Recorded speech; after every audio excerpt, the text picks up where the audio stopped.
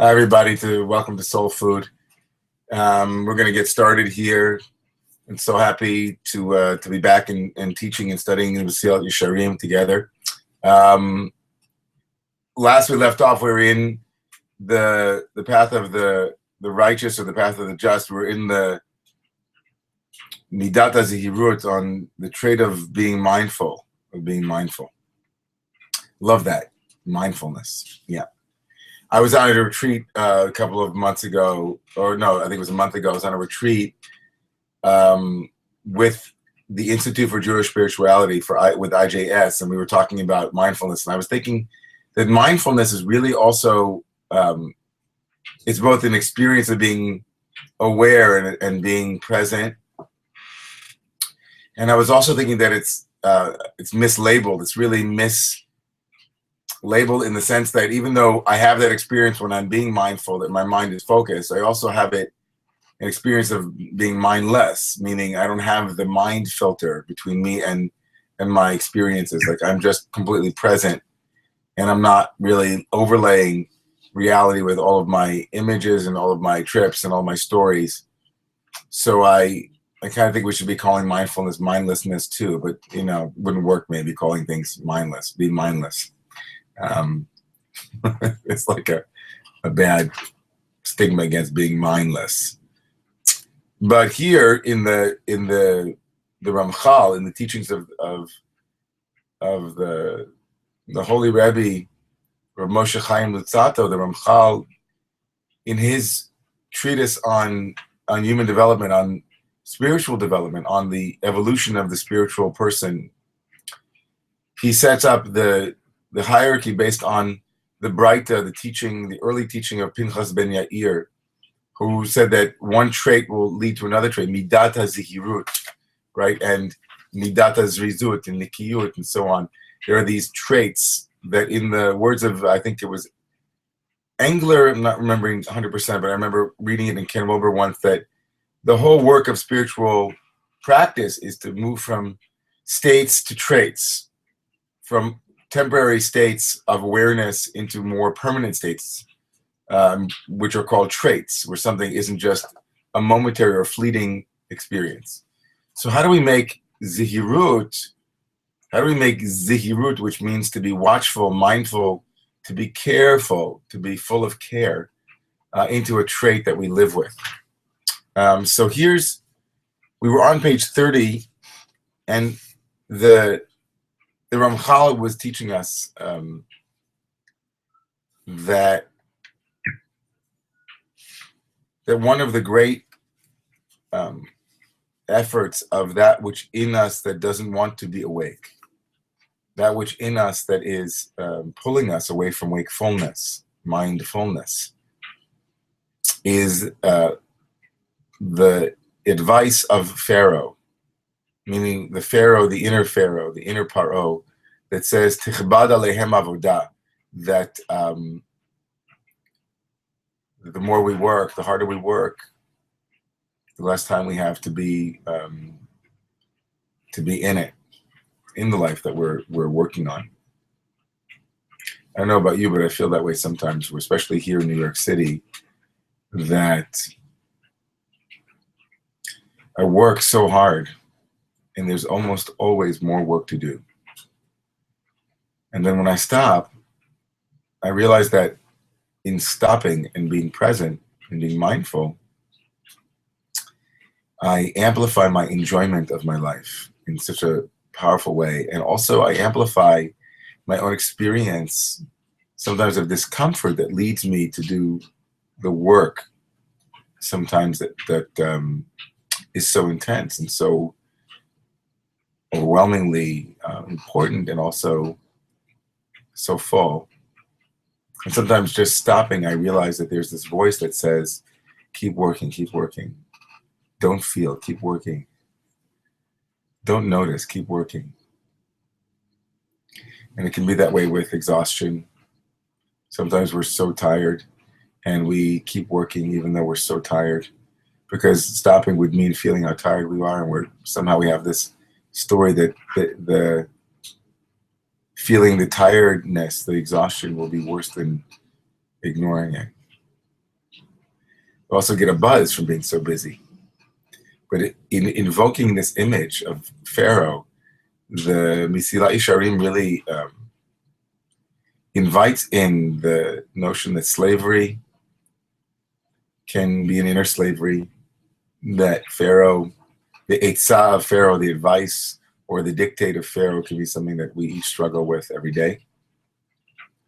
And it's the first impediment or obstacle to mindfulness is being distracted. Is keeping yourself working in a way, he says on page 30, for those who have been looking on, in the last line of the first paragraph, Tichbad avodah l'anashim shaya mitkaven shelo levad shelo aniach lehem revach klal v'titnu lev o yasimu itzah negdo. It was not just that Pharaoh's advice to make the slavery or the labor so intense and so heavy, not only was it in order to, in some way, to deprive them or, to remove any potential that they would actually rebel against him. Not just that. The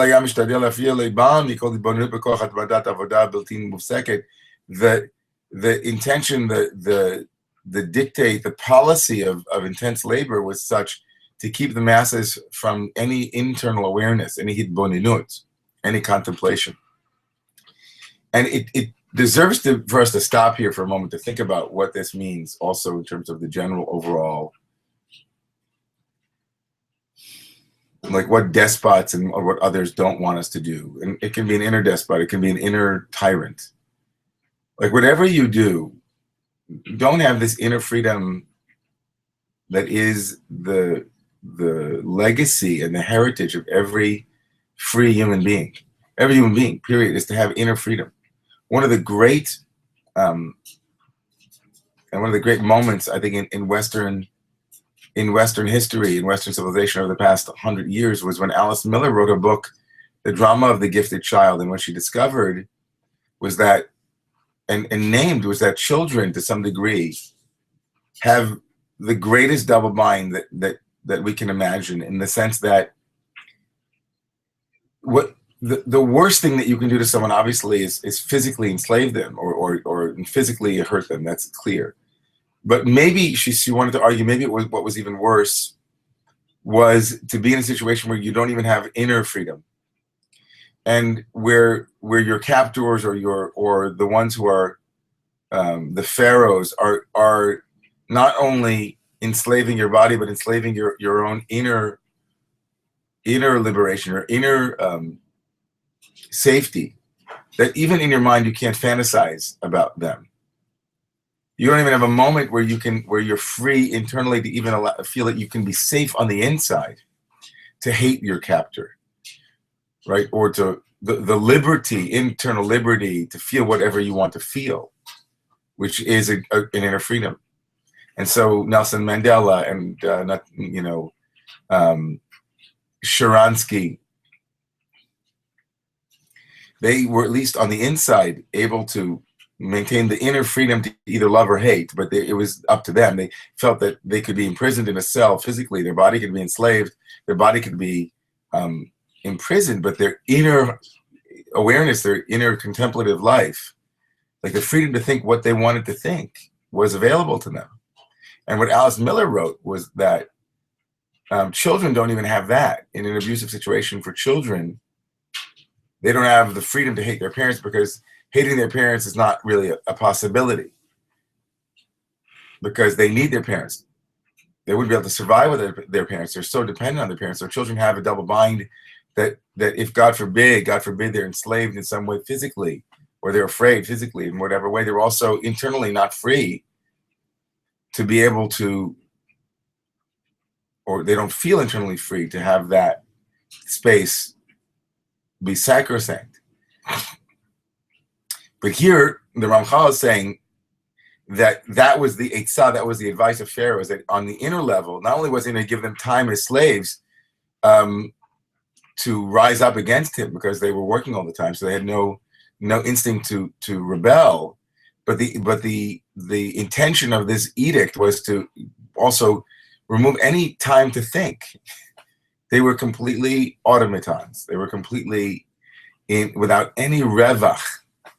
Tasimu ben Eder the Eder. They had no space between one flock and another, as it were, in the Jacob story, right?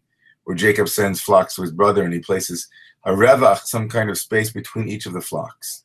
Or in this last week's parsha, in Vayikra, in the beginning of the book of Leviticus, in the book of Vayikra, there's a midrash that says that God spoke to Moses all of the words of the Torah, but the spaces between the paragraphs, there was complete silence, so that Moses could assimilate what God had spoken to him. And here too, there's a kind of hitbonenut, that's a Hebrew word for lidbonen, means lahavin, to have a deep inner understanding, to take the time to reflection. And so I'll let you take a moment here to reflect. I don't want to keep talking. Reflect.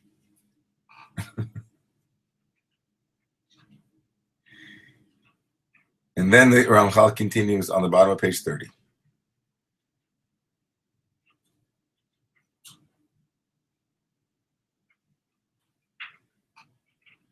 כן היא עצת היצר הרע ממש על בני האדם, כי איש מלחמה הוא ומלומד בערמימות.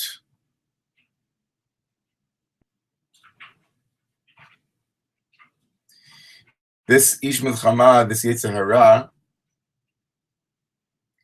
is the yetzer hara, the inner place. I think I said in a previous session that the yetzer hara is that energy within us, that voice within us that doesn't seek integration but disintegration. It's that part of us that is, that is maybe what Freud might have called thanatos, maybe the death principle or the death instinct, or that quality within us that wants, that doesn't want what's best for us per se, or has its own, it's the ego that wants separate self-sense, the ego that wants to reify the boundaries between us, the ego that wants more, feels that it only feeds itself when it wants more. And certainly in rabbinic terminology, the Yetzer Hara is a part of us that is within us, planted within us, that is trying to create a sense of choice by always pushing up against our better instincts. But the Ramchal wants us to know that this element within us is a man of war, so to speak, milumad ba'armimut, well versed in deception. In other words, we human beings can be very self-deceptive. We can deceive ourselves. There was a line I think I quoted in the last session from the movie Whiplash, where the teacher was himself abusive, but we're not going into that right now. The teacher who, in a way, is driven by this beatific vision of absolute radical, transcendent artistry, says that the two words that are the worst words that any artist can hear are "good job." Good job. Now, I don't agree with that, but the point about self-deception is well taken. We can certainly deceive ourselves. We all know that. So he says that the Yetzer Hara, there's a part of us that is the Yetzer Hara that is milumad ba'arimimut. It's very astute, very versed in self-deception. And it's impossible to escape the clutches of that kind of self-deception unless without great wisdom and a broad outlook. Hashkafa gdola, which another way of saying that, I don't like broad outlook, which is hashkafa gdola means big mind. Hashkafa is a perspective that is a grand perspective, a multi-perspectival approach. This is what the prophet screamed, right? Exhorted in Chagai. Simu levavchem al darchechem. Place your hearts. Al darchechem, on your derech, on your ways. In other words, pay heed, be aware. Heart here is synonymous with awareness. Place your heart into who you are. Ushlomo amar b'chokhmato, and Solomon said in his wisdom in Proverbs, Al titein sheina le'einecha u'tenuma le'afapecha. Hinatzel kitzvi miyad. Do not give neither sleep to your eyes nor slumber to your eyelids. Rescue yourself as a deer from the hand of the hunters. The Chachamenu Zal Amru, and our rabbis, our sages have also taught in the Talmud and Sotah, Kol Hasham Orchotav Ba'olam Hazeh, Zechever Ebi Shuato Shel HaKadosh Baruch Hu. Anyone who is mindful, deliberate with their path, is zoche, is merit to witness the salvation that is wrought by the Holy One of Blessing. The Ramchal is deepening his assertion here that it's only when we wake up and open our eyes and act with mindfulness. Mindfulness is the beginning of the path, right? And if there's anything in us that refuses to be mindful, that is itself, the Ramchal says, that will be the detriment, that will be the detraction from our spiritual evolution. So Reshit Chokhmah, the beginning of all wisdom, is this awareness. And then he goes deeper. Ufashut, it is simple. Shafilu im yifakach adam al atzmo ein bekocho linatzel ulei HaKadosh Baruch Hu ozro. Ki ha'yetzer hara takif me'od. It's very simple. He wants to say that even if you and I, we intend ourselves, even if we open our eyes and we watch ourselves, it's not perfectly clear that it's within our power to do this without some kind of grace, without some kind of mystery that is also helping us, because it's very hard to do the work of deceiving the self-deceptive within us, or combating the self-deception within us without falling prey to self-deception. And here he invokes divine assistance, or the sense of mystery, that there is something that God will help us with. As it says in the Tehillim on the bottom of page 30, that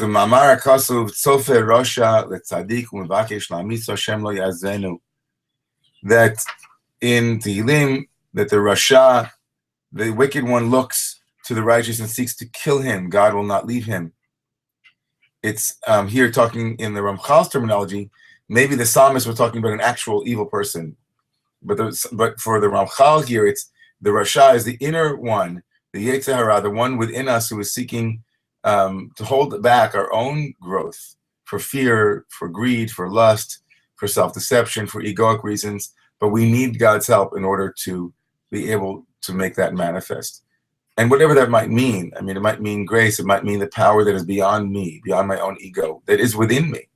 It might be something beyond me that is beyond social society or culture, or something that some people call grace, but something greater than me. And this is, of course, the principle.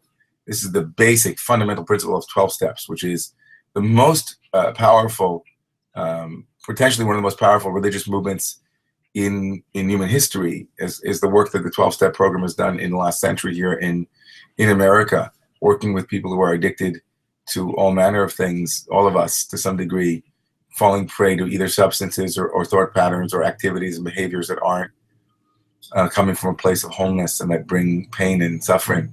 And the 12-step program says you can do only so much yourself, but the first thing you do is you give up control, right? That you realize that self-deception is so rampant, and we fool ourselves so often, that we do need that kind of help, kind of what they call divine assistance, and the God that you understand as God, as love, can help you to help me.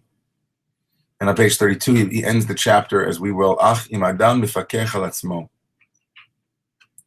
If human beings, if we human beings look to ourselves, we watch over ourselves. Az HaKadosh Baruch Hu is Rabbi Nitzon Yetzer Hara aval im yeno mifakech hu al atzmo, v'adai she'HaKadosh Baruch Hu lo yifakach alav. He says, if human beings watch over themselves, then God will watch over you as well. God will help and help us. But if we don't, then we can't expect divine assistance, like the joke about the guy who prays to God and God brings all kinds of help. Right? We know the joke, right? The helicopters, and I sent you all of these different messages and you didn't see them. I would say slightly differently than the Ramchal, in that my experience is that there have been moments in my life of deep forgetfulness when I was much younger, where I did feel that God was with me even when I wasn't with myself. I did feel that there was some sense of divine watching, or some sense of inner knowing, even when I was fully asleep. And that often my awakenings didn't come from myself, even though I like to think they were, but something else, something greater than me. And but he's basically saying that if you don't do the work, no one will do it for you. For if you don't pity yourself, in other words, if you don't have compassion for your own situation, then you can't expect God to do it for you. Whoever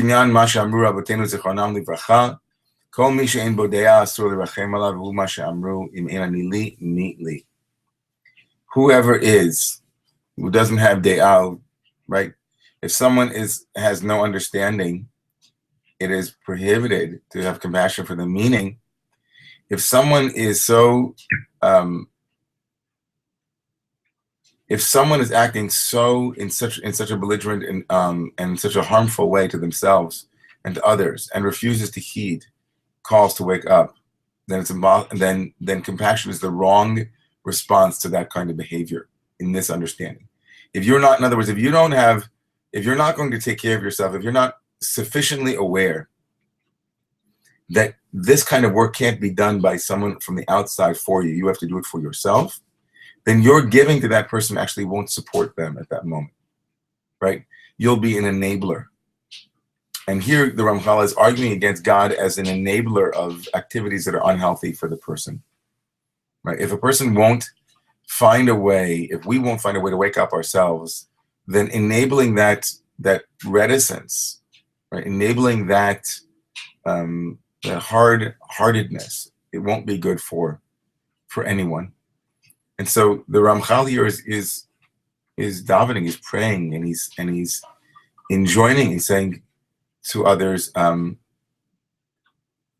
compassion for yourselves and do the work of watchfulness and mindfulness. Let's be aware, let's be connected to what's happening and not asleep. And we have to do it, right? Aleinu hamlacha lo ligmor, it is upon us to do the work and not to finish it, but we are the ones that have to start it. There's an itaruta milatata, there's an awakening from below, there's an awakening from human initiative, that we must take action. We must rise up and say, I refuse to be deceived. I refuse to live a life that is empty of awareness. And that's his essential description of the importance of this midah, of this trait. And he begins chapter 3, as we will as well, begins chapter 3 with the descriptions of the various divisions of what constitutes watchfulness. Here it is, on page 34. Hinei harotze levakech al atzmo, shtayim hein hashkafot hatzrichot lo. One who wishes to watch over himself must take two things into consideration. Achat, the first one, shizbonin mahu hatov amiti shivchar bo adam, v'hara amiti shianus mimenu. Person should contemplate what is the true good that a person should choose, and what is the ra amiti, the true good and the true evil that one should run from. That's one level of contemplation. What is healthy, what isn't healthy? What happens in my heart and my mind when I eat certain foods? What happens in my heart and mind when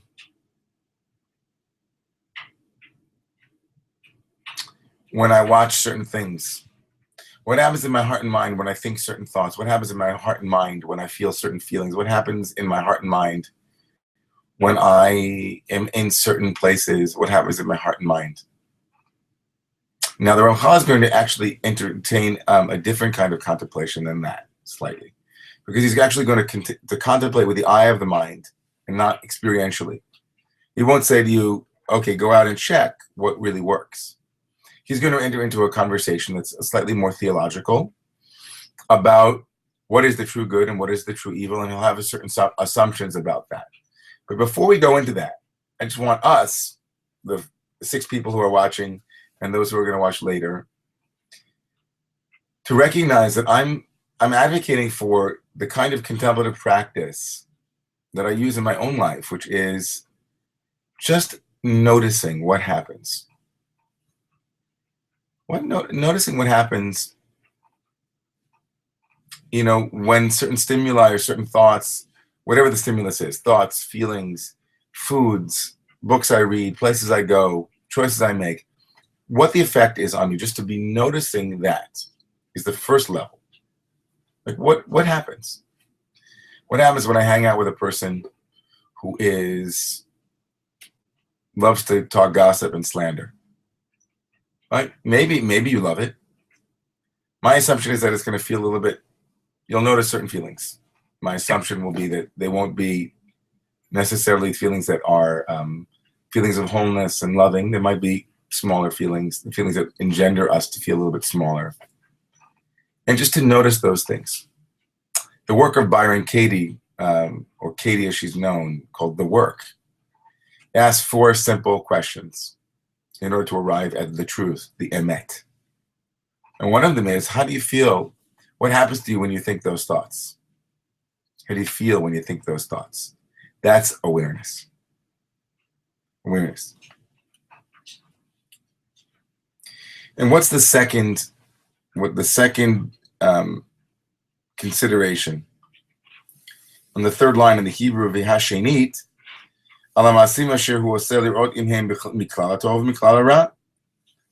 he says, well, if the first division is, let me think about what is the true good and what is the true not good, the opposite of the good. So here's the true good, here's the opposite of the true good, the true evil, he calls it.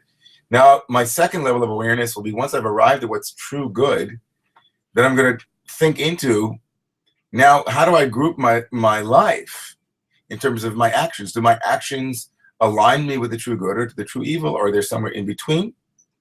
And my actions themselves can be further divided into the actions that I take and in the moment and not in the moment. So here's his deepening of the second consideration. V'zeh on line 4. B'shas ma'aseh v'shelo b'shas ma'aseh. B'shas ma'aseh shelo yaseh shum ma'aseh mibli shishkol oso b'moznei zos ha'yidi'ah. V'shelo b'shas ma'aseh she'aleh lefanav zichron klal ma'aseh v'shkol osam k'mochein b'moznei ha'mishkal hazeh liros ma yesh bam me'ara leman yidcheh oto. So this kind of contemplative practice is very thorough. First, I establish what is the true good and what isn't the true good. And then I go deeply into my actions and the way that I live my life. And how much of my life is aligned with the true good and how much of my life is aligned with the not true good. And then even amongst those things that are truly good that I'm doing, there's the moment when I'm doing them, he says, for there to be a reflection, that I make sure that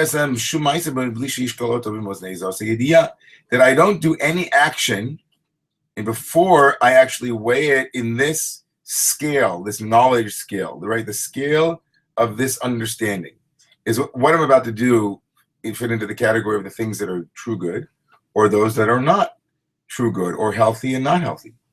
And then he says, even when I'm not, and that's before I do something, but what about when I'm not doing anything? He said, then in those moments of deep contemplation, I should bring to mind all of my actions and retroactively look at them and discern what parts of what I did fell into the category of the unhealthy and I should remove those, and what things that I did were great or that were appropriate, that were good, and that I should increase and strengthen them.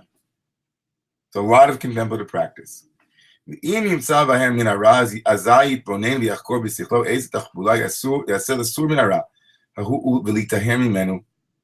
says, when you find something that isn't healthy, one needs to contemplate and analyze and investigate with his mind, the eye of the mind, what are the stratagems in order to be purified from that that element of the unhealthy.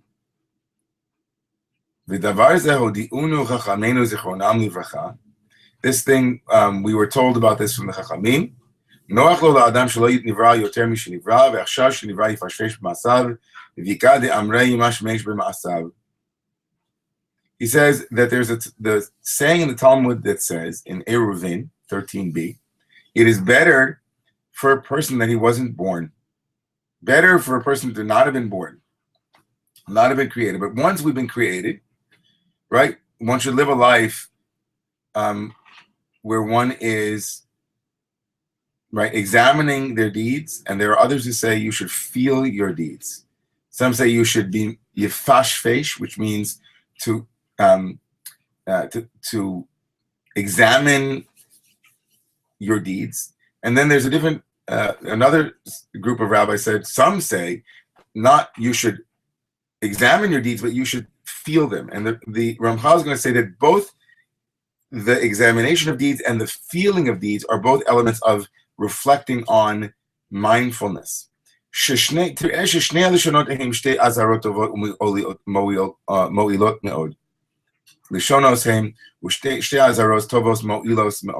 Says both of these opinions in the Talmud, whether or not to examine your deeds or whether or not to feel your deeds, are both they're both beneficial exhortations. They're beneficial warnings, right, or instructions.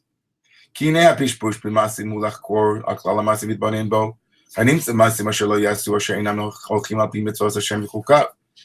it means to examine your deeds, says the Ramchal, is to look at all of your deeds and to see if you are living your life according to what God wants from you. But if you're doing things that are outside of the boundary of acceptable understanding of this is what God wants for me in the world, then one should remove those things. One should literally burn them. One should burn them like you would burn chametz, like you would burn leavened bread. He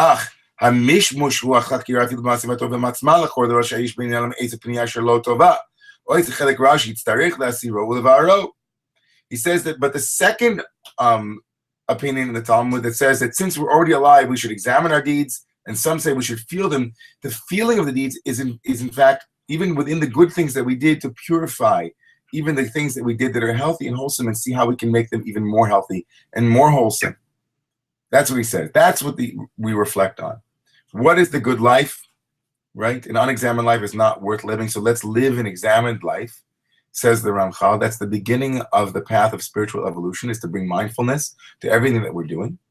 And in moments, to sit down and write down what it is that we consider to be our values and whether or not we live our life according to our values. And even within the things that we find, right? So there might be things that we find that aren't in alignment with our values. We should try to remove those things and try to figure out stratagems to correct those things.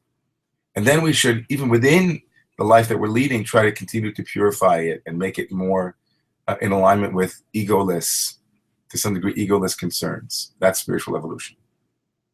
I'm just going to tell you personally that I've been on a journey for the last couple of years towards vegetarianism, and I'm not speaking against meat eaters, and I continue to eat meat. But if I were to sit down and write down my values, I would be pretty quickly, for me personally, and I'm not speaking for anybody else, I would find that I'm pretty sure that I really want to be a vegan, or at least a vegetarian.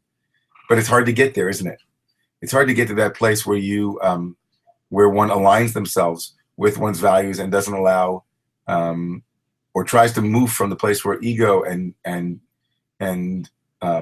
other elements creep in and affect the way that the choices that we make day to day.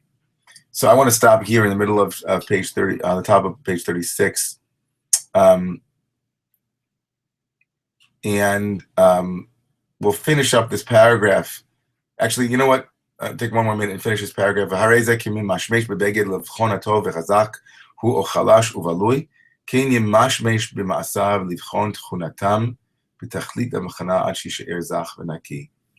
He says that the feeling into the good deeds is like feeling a garment to see if it's strong or weak. Right? You know that this is the right coat to wear, but what's the quality of the coat? The coat of our good deeds. So there's removing actions and behaviors and thoughts and feelings that are unhealthy. And then there's living into the things that are already healthy, but trying to make them even more healthy in our life. So I want to bless you with a great day, and bless you that this week is a week that is full of awareness and mindfulness as we're working on this midah, on this trait state, noticing when we're in alignment and when we're not. And God should be with you and me as we strengthen our awareness and our mindfulness in moments to moments. Many blessings and much love.